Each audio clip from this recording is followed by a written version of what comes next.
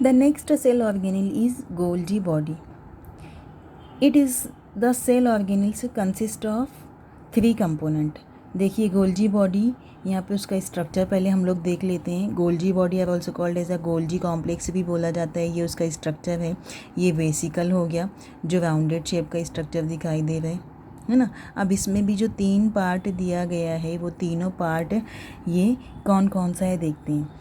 First is the cisternae, second one is tubule and last one is vesicle. Cisternae, tubule and vesicle. Cisternae किसको बोला जा रहा है? Cisternae are a group of membrane, a group of membrane bound tubular and arched structure arranged in a parallel manner. Cisternae किसको बोला गया है? Group of membrane bound tubular structure. Membrane bound tubular structure को जो arrange है parallel manner में. ये membrane bound tubular structure है, ट्यूब के जैसा ये स्ट्रक्चर दिख रहा है. अब ये कैसे अरेंज है? ये एक पैरेलल मैनर में अरेंज है ना. इसका नाम क्या, इसको क्या बोला गया है? सिस्टर्नी. अब इसके एंड पे, the end of the cisternae are swollen. Some branched tubular structure are attached with cisternae called as a tubule. अब ये इसके एंड पे ये जो स्वेलन लाइक स्ट्रक्चर दिखाई दे रहा है आपको, ये गोल्जी बॉडी है. गोल्जी बॉडी के एंड पे ये जो स्वेलन लाइक स्ट्रक्चर आपको दिखाई दे रहा है, इसका नाम क्या दिया गया है? ट्यूब्यूल से दिया गया है ना. और वेसिकल से क्या है? जो राउंडेड स्ट्रक्चर है. देखते हैं वेसिकल से किसको बोला गया है. Some small sac like structure situated near the Golgi body known as a vesicle. अब देखिए यहाँ पे हम लोग सिस्टर्नी, ट्यूब्यूल्स एंड वेसिकल से देखते हैं. ये जो पैरेलल स्ट्रक्चर ये अरेंज है एक दूसरे से, तो ये अरेंजमेंट, ये जो ट्यूब्यूल पैरेलल स्ट्रक्चर, इसका नाम क्या दिया गया है? Cisternae.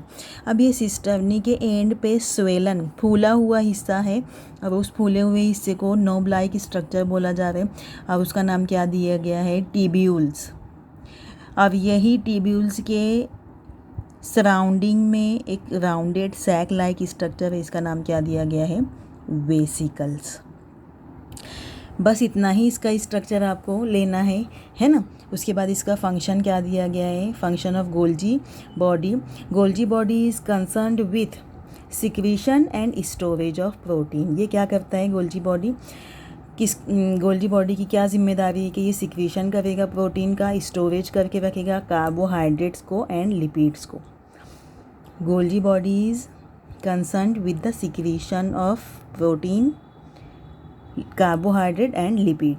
They also synthesize complex carbohydrate, for example, complex carbohydrate from simple sugar. क्या करेगा ये सिंथेसाइज करेगा कॉम्प्लेक्स कार्बोहाइड्रेट को सिंपल शुगर में. मतलब जो कॉम्प्लेक्स सब्सटेंस है उसको सिंपल सब्सटेंस में ये पहले सिंथेसाइज करेगा, बनाएगा इसको.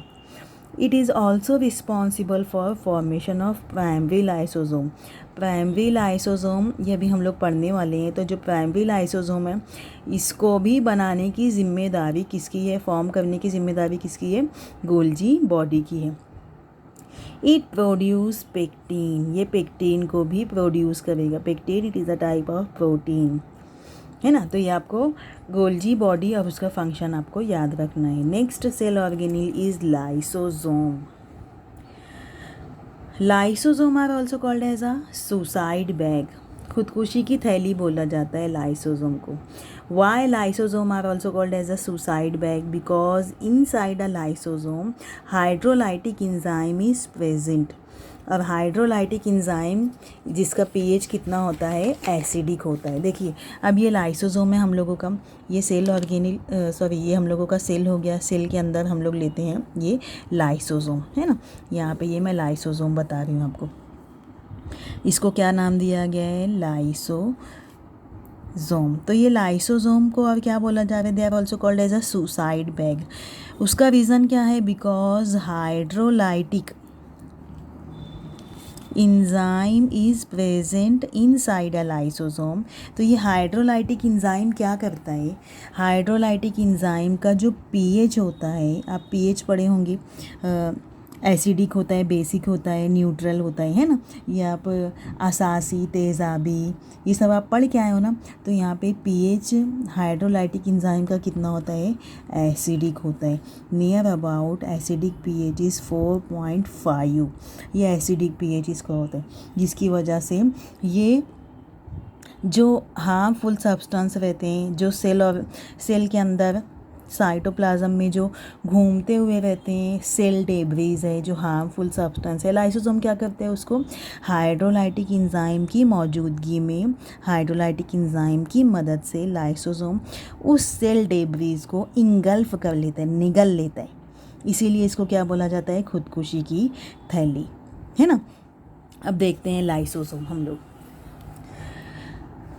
Lysosome, these are small membrane bound sac like bodies in cytoplasm of eukaryotic cell. Eukaryotic cell का ये small cell membrane sac like structure, sac like body ये प्रेजेंट होता है। These are filled with a hydrolytic enzyme. किससे filled रहता है ये, hydrolytic enzyme से। These enzymes are capable of digesting all kinds of material inside or outside the cell. These are also called as a suicide bag। जितने भी harmful substance रहते हैं, cell debris रहते हैं, जो सेल के अंदर हैं या सेल के बाहर हैं, ये उसको क्या कर लेता है, इंगल्फ कर लेता है, निगल लेता है ना।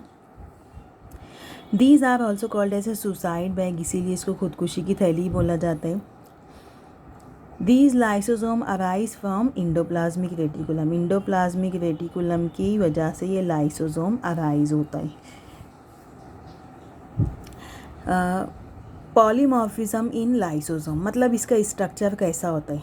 Lysosome are found in different form in a cell at different time और in many cell at the same time. Lysosome कैसे बन रही है, लाइसोसोम कहाँ पे, ये डिफरेंट फॉर्म में भी बन रहे, डिफरेंट टाइम में भी बन रही है, और बहुत सारे सेल में भी बन रहे, एक टाइम में भी बन सकते हैं, बहुत सारे टाइम में भी बन सकते हैं। It is called polymorphism of lysosome. Different form are as follows. अब इसका डिफरेंट फॉर्म कितना है लाइसोसोम का, प्राइमरी लाइसोसोम है, सेकेंडरी लाइसोसोम है, रेसिड्यूअल लाइसोसोम है, ऑटोफेजिक लाइसोसोम है, ये उसका डिफरेंट फॉर्म है, मतलब टाइप है लाइसोसोम की। अब देखिए जो प्राइमरी लाइसोसोम है ये क्या है, the lysosome filled with enzyme is called as a primary lysosome. अगर लाइसोसोम के अंदर इंजाइम मौजूद है तो ये प्राइमरी लाइसोसोम हुआ।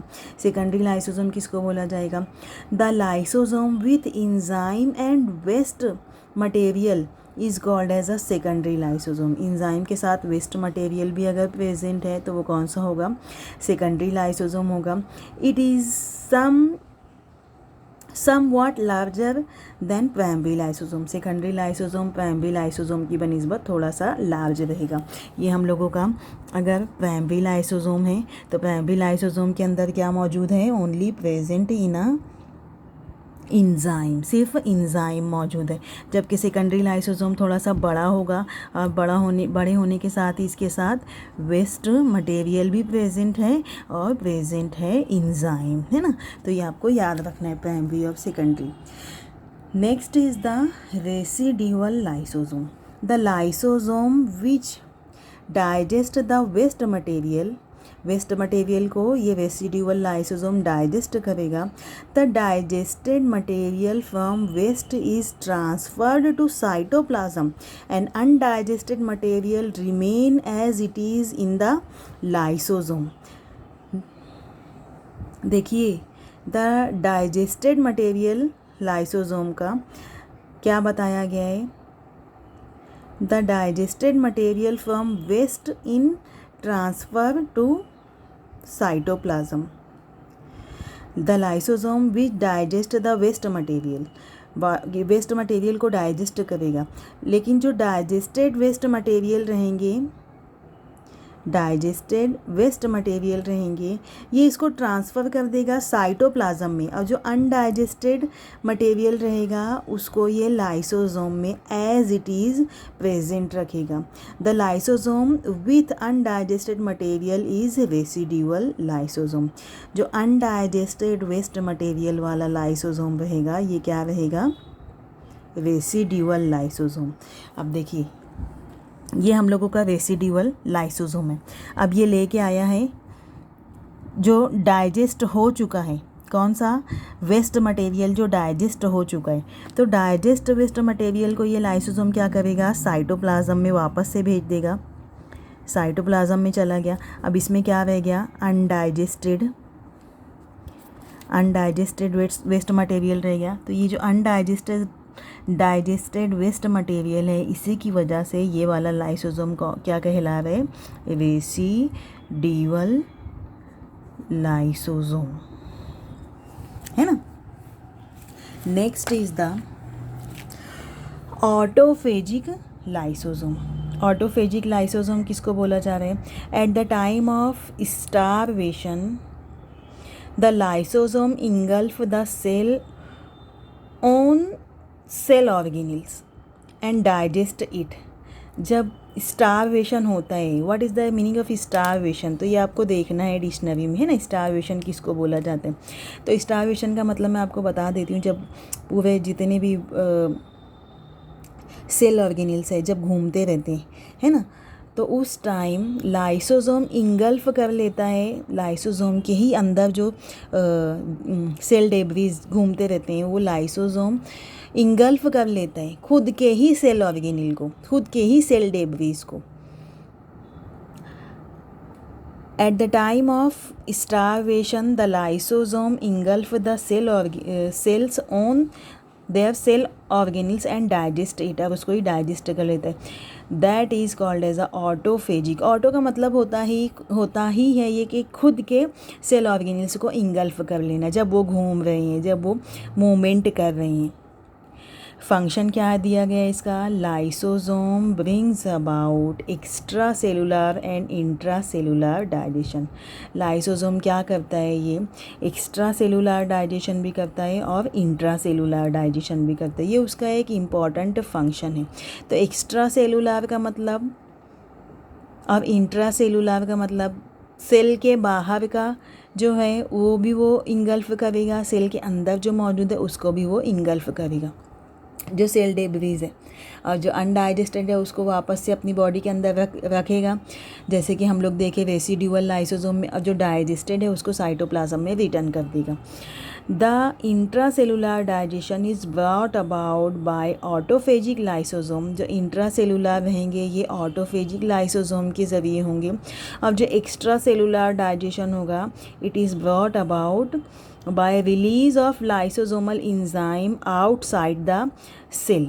लाइसोसोमल इंजाइम के आउटसाइड में लाइसोसोमल इंजाइम खारिज होगा आउटसाइड सेल के, जिसकी वजह से ये इंगल्फ होगा।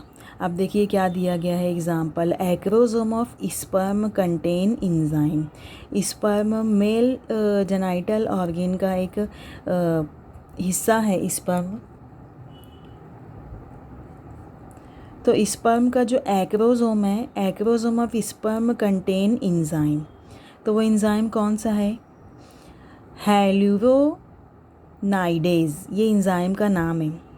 हेलुरोनाइडेज which brings about fertilization by dissolving protective layer of ovum. During a time of fertilization, sperm will be enter in a ovum. उस वक्त ये ओवम की जो लेयर होती है उसको, ये जो प्रोटेक्टिव लेयर होती है, तो ये वाला इंजाइम जो हाइलुरोनाइडेज नाम का जो इंजाइम है, ये इंजाइम डिज़ोल्व कर देता है। इंजाइम क्या करेगा? डिज़ोल्व कर देगा कौन सी लेयर को? जो ओवम की प्रोटेक्टिव लेयर है, और ये ओवम से स्पर्म जाके यूनाइट हो जाएगा। तो ये एक एग्जांपल दी गई है किसकी? एक्स्ट्रा सेलुलर डाइजेशन की। अब देखिए यहाँ पे क्या क्या दिया गया है। यहाँ पे पूरी एग्जांपल दी गई है कि अच्छा, ये गोल्जी बॉडीज़ की दी गई है एग्जांपल। यहाँ पे हम लोग देखते हैं लाइसोसोम किसको बोला जाता है, प्राइमरी लाइसोसोम है, सेकेंडरी लाइसोसोम है, रेसिड्यूअल लाइसोसोम है, ऑटोफेजिक लाइसोसोम है ना। तो ये हमें याद रखना है, ये जितना भी बताया जा रहा है ना ये हमें याद रखना है। अब देखिए ये जो बताया जा रहा है आपको लाइसोसोम के बारे में, तो लाइसोसोम में सबसे पहले